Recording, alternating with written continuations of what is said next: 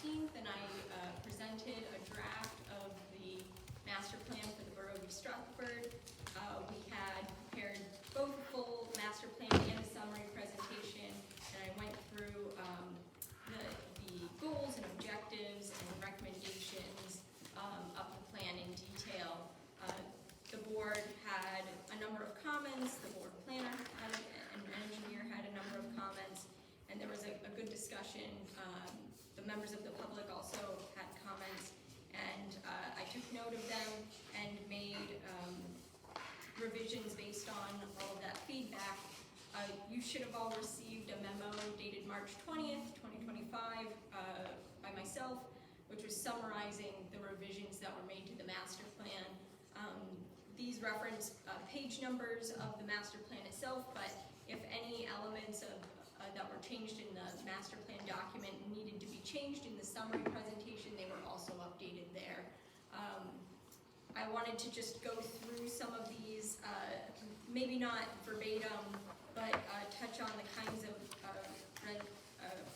revisions that were made, and then we'll open it up to hear your commentary and coming public.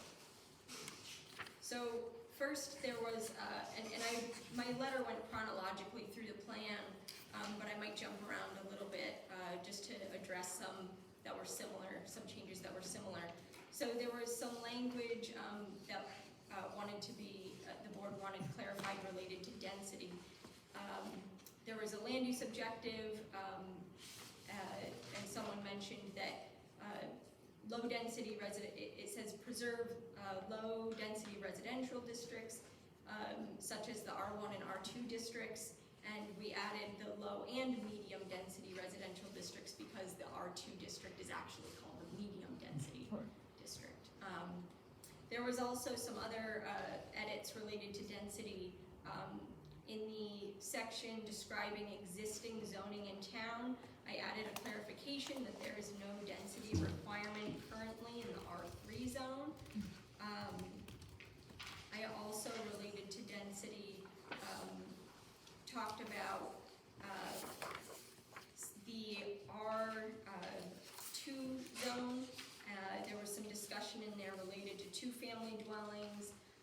We had a discussion about the distinction between two-family dwellings that are part of the same structure as maybe the original or principal dwelling versus a detached accessory structure, and the need to regulate those appropriately.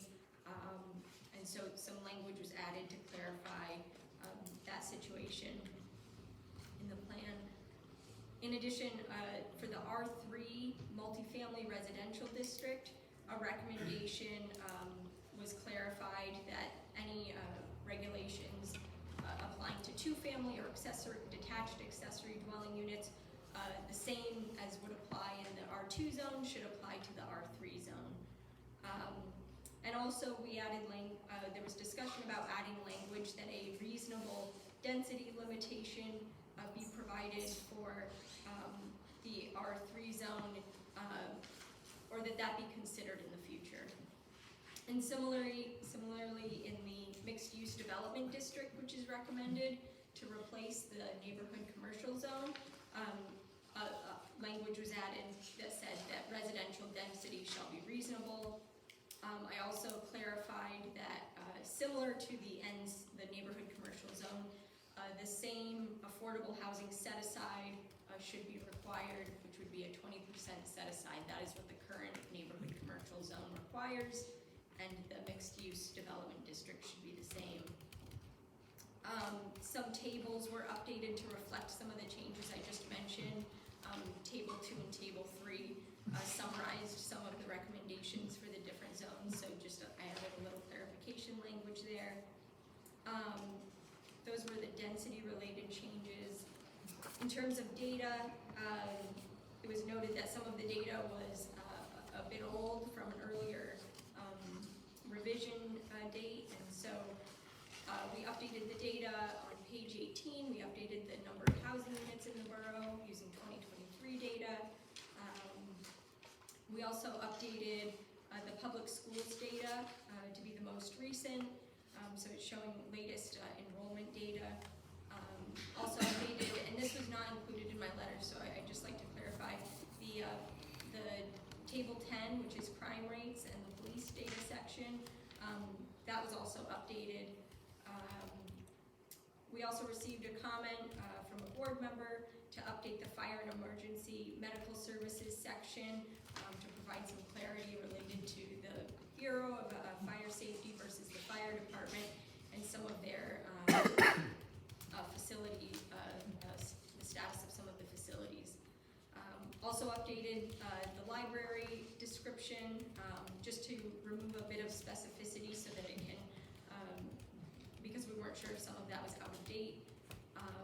The road maintenance program previously had a table showing road improvement projects with dates, and that was outdated.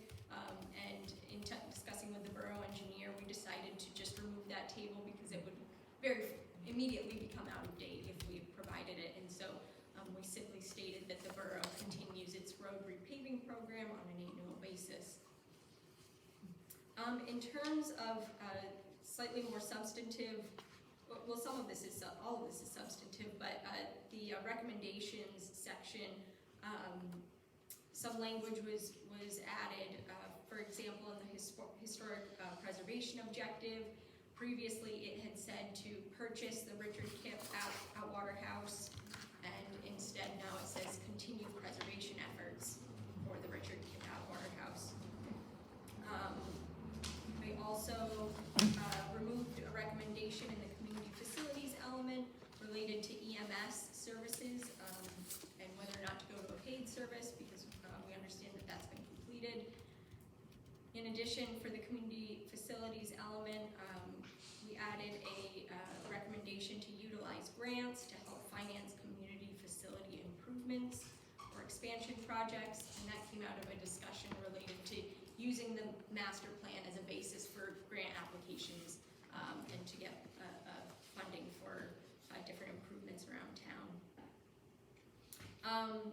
And finally, I wanted to recognize, I heard from someone that on page 85 of the plan, it appears that a header might have moved and it says solid waste and recycling, and so that's a very minor change that can be added later on. But I just wanted to note that on page 85. So that's the main changes that were made. Again, I didn't go word for word on some of these, but I wanted to provide a brief, kind of summary, and then allow the opportunity for you all to comment. So I'll leave it to you at this point. Just when you were talking about the 20%, isn't that 15 to 20% based on whether it's a purchased or a rental? So borough-wide, there is a requirement that, yes, 15% of rental units are set aside as affordable, and 20% of for-sale units are set aside as affordable. But in the neighborhood commercial zone, it actually states just 20%. Oh, does it just? And it's actually better in terms of affordable housing moving forward to have the higher requirement, but it doesn't really change that. The MUD zone, the mixed-use development district, is changing the name of the neighborhood commercial zone, so we definitely wouldn't want it to be any less. No, I just remember hearing 15 and 20, so I just wanted to clarify to make sure we didn't forget about the 15 if it was required. So that's good. So it's not that requirement. I don't believe it's in the Chapter 90, the Affordable Housing Ordinance, but it's actually within the zoning district requirements. Right. Okay. It may not have come up very often if it. There haven't been that many applications. Yeah, I didn't realize it. In that zone it was strictly 20. I thought it was a 15 to 20 no matter where you were. Okay. Thank you. And then in terms of the just the density. So when we say reasonable density, is there a chance we could reasonable density compared to something else? Because reasonable density is kind of like out there. Reasonable density as compared to the current ordinance or something like that? Yeah. Well, that to relate to the current ordinance in a document that should live on for 10 years might be a little confusing. Okay. Since the ordinance will change over time, and then it'll be, uncertain which version of the ordinance ordinance it's referencing. Right. I think last time the discussion was that the ordinance certainly should specify, Right. and the governing body will be able to make a decision about what's reasonable, seeing what's on the ground, and kind of the types of applications that are coming forward, and be able to pivot and change the ordinance if they. Right. Yeah, it allows us for a little bit more fluidity and flexibility. Okay, just like I said, Yeah. because I just thought when you hear reasonable, reasonable to us It's vague. is different than reasonable to the I applicant. think it's an intentionally vague. Right, Yeah. right, okay. Yeah, it gives you the authority to determine reasonable. Okay, well, there you go. Okay, just thought I'd mention it and ask about it again. Yeah, I think we had discussion about whether we should specify. Right, And right. I think that the consensus was to. Yeah, I use the wasn't term thinking about reasonable. specifying specifically, just reasonable as compared to, or something, that was, okay. Are there any other questions? I just want to thank you. I know this is a lot of work. Both the building of the master plan, I know is a lot of work with the mayor and council as well, but also getting these revisions done in, 4 weeks rather, Yeah. right? With everything you probably have going on. So thank you again for all you did. Sure, of course. I'll mirror what Antonia just said. Thank you for your thoroughness. Being a part of this from the beginning, like I learned a tremendous amount of information to start and putting this thing together. But my only question is, how often should we update it? Is that, you said 10 years, is that like a good, or should we always be going? I mean, I think we should always be looking at this stuff, right? So you can always, at any point, do a land use amendment. Right. Or an amendment to any element, or a standalone new element. If you want to do a new community facilities element, for example. By statute, if you don't update it every 10 years with at least a re-examination report, which is much shorter than this. This is a comprehensive master plan. A re-exam report is just updating it.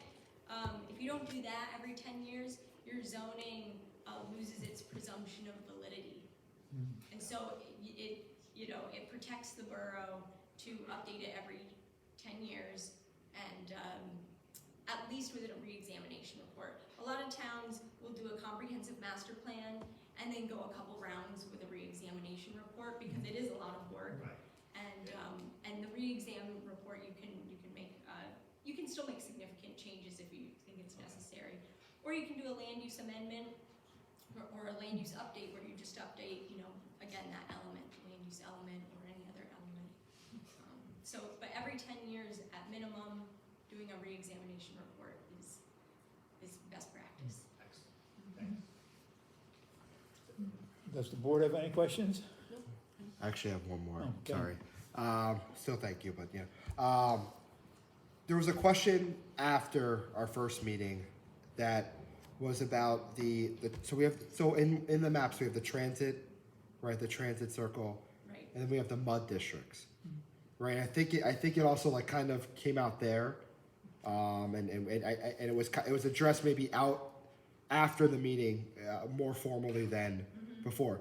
The mud district is just the part outlined and labeled mud, correct? That's correct, yes. I think I was a part of the same conversation. There is a yellow dotted line that shows a half-mile radius from the train station, and that is purely for reference purposes. Yeah. It doesn't really mean anything related to the zoning because the MUD, the MUD district, recommended boundaries are very clearly with a thick line outlined, Yeah. parcel by parcel.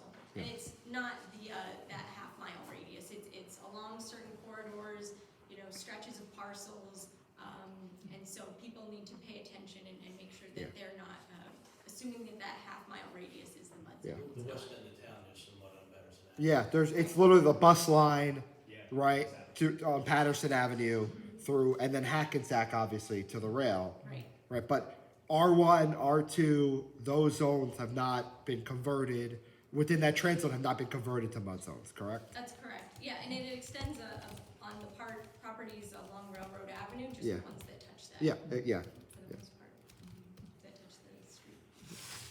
Thank you Chairman, again. can I just make 2 comments? Yes. So, thank you. Just for the record, the document that you were making reference to is your master plan summary revision dated March 20th, 2025. That will be marked as A4, a continuation of the prior exhibits.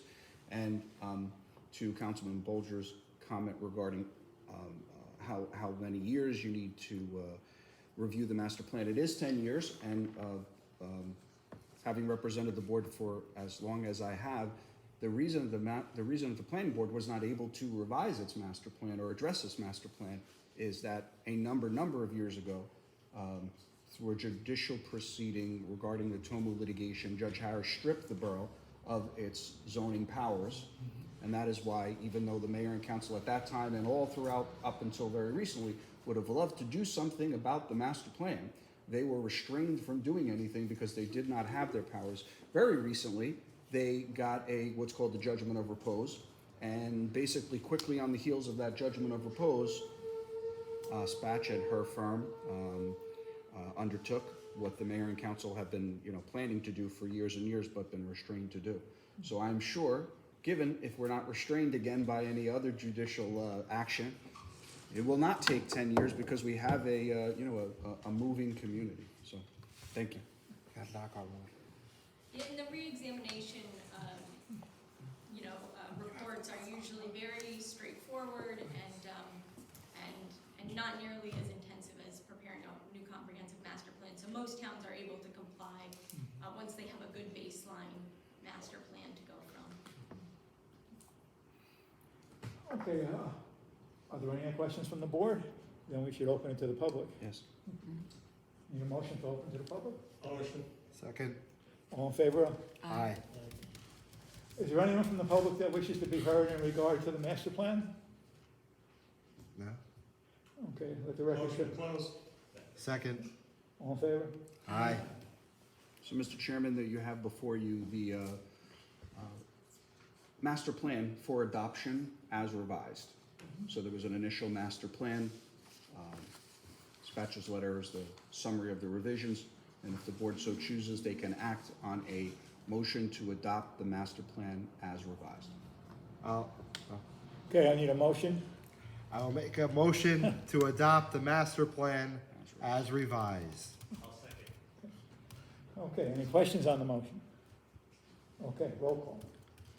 Councilman Cipollini. Aye. Councilman Bolger. Aye. Mr. Raisy. Aye. Mr. Flannery. Aye. Mr. Joseph. Aye. Ms. Mayhew. Aye. Chairman Polifani. Aye. Okay, the master plan is adopted as revised. Thank you. Thank you, Spatch, for everything.